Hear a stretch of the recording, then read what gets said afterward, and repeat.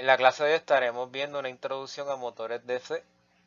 Específicamente estaremos hablando de los motores DC tradicionales de rotor bobinado, como lo son el motor DC conexión serie, paralelo y compuesto. En esta sección del curso estaremos cubriendo una introducción a los motores DC. En esta gráfica que presentamos a continuación, pues se ve la gama de todos los tipos de motores DC que podemos estudiar. En este caso nosotros nos estaremos concentrando en los de rotor bobinado, que le llaman los motores DC tradicionales, y en este caso sus tres configuraciones o conexiones, serie, paralelo y compuesto. Luego, más adelante, estaremos viendo entonces las otras categorías, que están los motores DC de imán permanente y los conmutados electrónicamente. Los de imán permanente, pues está el convencional, el de rotor de disco y rotor de copa. Que a estos motores pues le llaman los motores DC no tradicionales, generalmente son de fracciones de caballo de fuerza. Dentro de los conmutados electrónicamente pues veremos los brushless y los stepper. Los brushless sin escobilla, y el stepper pues tiene dos categorías: imán permanente de rotor y reluctancia variable. Y nos concentraremos en esta ocasión de los de rotor bobinado, los tradicionales, que son motores más grandes en términos de que son de más de un caballo de fuerza. En términos de lo que es la máquina DC, pues no, la máquina DC puede trabajar tanto como motor como generador. En este caso, si lo utilizo como motor, tendríamos que aplicarle un voltaje DC, y este pues entonces va a generar movimiento en su eje, lo que me va a permitir mover algún objeto. En el caso de generador, pues entonces el generador necesita de una máquina externa, en este caso un prime mover, que en la vida real el prime mover son las turbinas. Se le inyecta vapor, esa turbina se mueve el generador, y ese movimiento del generador produce en sus terminales un voltaje, ¿verdad? Así que la máquina DC lo puedo utilizar tanto como motor como generador. En las próximas figuras pues estaremos viendo cómo luce físicamente esa máquina, ¿verdad? Tiene la parte que no se mueve o estator, estática, con sus polos norte y polo sur. En este caso tiene dos polos, puede tener cuatro. También está la parte que gira o rota, que es el rotor, con sus ranuras donde van los bobinas, ¿verdad? Donde se van a estar conectando las bobinas. Viendo esa figura de cómo luce internamente nuestro motor generador DC, pues entonces la forma en que ilustramos en cómo se genera el voltaje a través de un cable, ¿verdad? Con solamente una bobina, sabemos que son muchas vueltas, y cómo las líneas de flujo magnético van cortando ese cable a medida que va girando ese cable, ¿verdad? Se va moviendo de polo norte a polo sur. Y ese voltaje generado es a través, ¿verdad? Se da por la ley de Faraday, que dice que el voltaje va a ser un cambio en flujo magnético por unidad de tiempo, por N, que es el número de vueltas de esa bobina, que para efectos prácticos de estas figuras que vamos a estar viendo, pues solamente ponen un solo cable para mantenerlo simple, pero son muchas bobinas. Así que la ley de Faraday es la responsable de que se genere ese voltaje a medida que ese cable o esa bobina, o esas bobinas, los embobinados, van girando, y esas líneas de campo magnético de flujo magnético las van cortando, ¿verdad? Cambio en flujo por unidad de tiempo según Faraday. Una revolución completa de 0 a 360 me genera entonces mi sinusoide completo. Y cuando comienza el proceso, pues si empezamos en 0, todavía no ha habido un cambio en flujo magnético por unidad de tiempo, así que en 0 comienzo mi sinusoide en 0, ¿verdad? Pero a medida que ese cable va rotando, va girando, entonces las líneas de flujo lo van cortando, se produce el cambio en flujo magnético por unidad de tiempo, que según Faraday me va a ir produciendo, ¿verdad?, un voltaje. En este caso pues tengo el puntito relacionado a 30 grados.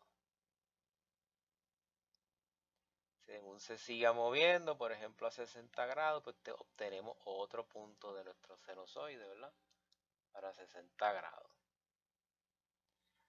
medida entonces que se siga moviendo, en este caso en el máximo que sería el 90, tengo el punto máximo, ¿verdad?, de ese sinusoide a 90 grados. Y así sucesivamente hasta que obtengamos el sinusoide completo, una vez ya se dé la revolución completa de ese cable girando. Y obtenemos entonces un sinusoide completo. Claro, esto es una máquina DC, así que a nosotros nos interesa voltaje DC. ¿Cómo entonces que la máquina DC convierte ese AC en DC? Pues lo hace a través de esta combinación de las escobillas con los slip rings, que no es otra cosa que el conmutador, que se encarga de convertir ese voltaje AC en DC. O sea que hace más o menos lo mismo, la misma función que hace un rectificador de onda completa, como lo utilizábamos en el curso de electrónica 1, ¿verdad? Un rectificador de onda completa con un puente de diodo me daba, ¿verdad?, esa figura del voltaje AC a DC, y a medida que añadiéramos un filtro, pues me producía un ripple, etcétera. Acá quien hace eso es el conmutador y las escobillas, a medida que vamos segmentando y segmentando esa anilla. En el caso anterior eran 2 segmentaciones, en este ejemplo acá son 4 segmentaciones, y ya se comienza a ver el efecto ese del ripple como si fuera en un rectificador de onda completa. Y a medida que lo segmentemos más, y así va a ser el caso, ¿verdad?, pues obtenemos un DC puro, ¿verdad?, porque es la máquina DC. Y que ese proceso de las segmentaciones, que en el caso de nuestro motor del laboratorio, tiene un sinnúmero, ¿verdad?, de segmentaciones para que ese voltaje cambie de voltaje AC a voltaje DC. Entonces, comenzando con las conexiones, serie paralelo compuesto, que son las que vamos a ver del rotor bobinado. En la conexión serie, a lo que se refiere es a conectar en serie el embobinado del campo con el embobinado de la armadura, donde el embobinado del campo es el estator y el embobinado de la armadura es el rotor. Y eso es a lo que se refiere en la conexión serie, ¿verdad? Y entonces si lo llevamos a modelo de circuito, pues tengo la resistencia serie, en serie con la resistencia de la armadura y con el counter EMF, ¿verdad?, que es el voltaje generado en el rotor cuando se comienza a girar el rotor, ¿verdad?, desde descanso comienza a girar y se genera ese voltaje en contra del electromagnetic force. Y que ese sería el circuito que yo utilizaría para esta configuración serie. Algunas de las características de este motor de DC serie: posee un torque de arranque alto y posee una regulación de velocidad mala. No es muy buena, ¿verdad? En este caso, en esta figura se puede observar a medida que yo le aumento el torque, la fuerza, lo esfuerzo más, su velocidad decae drásticamente. Este sería el motor DC en conexión serie. Y lo conectamos en paralelo, lo que estamos hablando es que va a estar en paralelo el bobinado del campo con el bobinado de la armadura, ¿verdad? El campo con la armadura en paralelo. Si lo llevamos a modelo de circuito, pues voy a tener la resistencia del filo campo, la resistencia de la armadura otra vez con el counter EMF, simbolizando ese rotor, lo que pasa ahí. Y en términos de las características, pues el motor DC paralelo posee un torque de arranque moderado, no tan alto como el serie, pero su regulación de velocidad es buena, ¿verdad? Quiere decir que a medida que yo le aplico torque, esa caída no es tan drástica, sino que se mantiene casi constante, ¿verdad? No es constante, pero no decae tanto como el DC serie. Y la conexión compuesta, pues es una combinación de esos embobinados serie y paralelo del campo, ¿verdad?, con la armadura. Y entonces, si nosotros lo convertimos a diagrama de circuito, obtenemos algo como este, con la resistencia del campo paralelo, la resistencia del campo serie, resistencia de la armadura y nuevamente el counter EMF. Entonces tenemos las características de este motor. Sus características de torque de arranque y regulación de velocidad están entre medio de las del serie paralelo.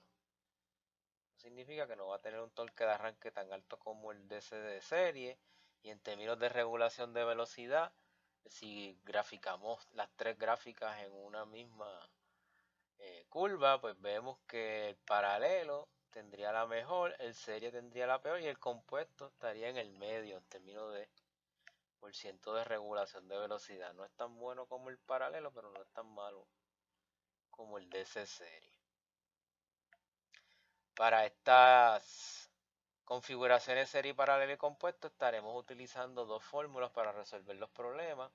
Una tiene que ver con el counter EMF, el voltaje generado del rotor, que es KS V por S, donde KS es una constante del counter EMF, que va a representar todos los parámetros mecánicos del motor, como lo es el diámetro del rotor, etcétera, y otras características mecánicas. B es la densidad de flujo magnético en unidades de Tesla. S es la velocidad del motor en RPM, revoluciones por minuto. Y S pues es el counter EMF, ¿verdad? Como ya hemos hablado. Y la otra fórmula que vamos a estar utilizando que aplica a las tres configuraciones es la fórmula de torque, donde va a ser K sub tau, V por IA. K sub tau otra vez una constante de torque provista por el fabricante, igual que la constante del counter EMF, ¿verdad? Esos datos los sacamos de los fabricantes del motor.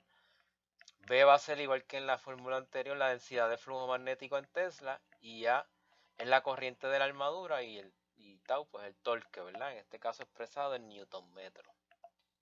Así que estas dos fórmulas son las que nos van a ayudar a realizar todos los problemas que vamos a estar solucionando con respecto a motores DC en configuración serie, paralela y compuesto. Así que con esto terminamos esta sección de introducción a motores DC.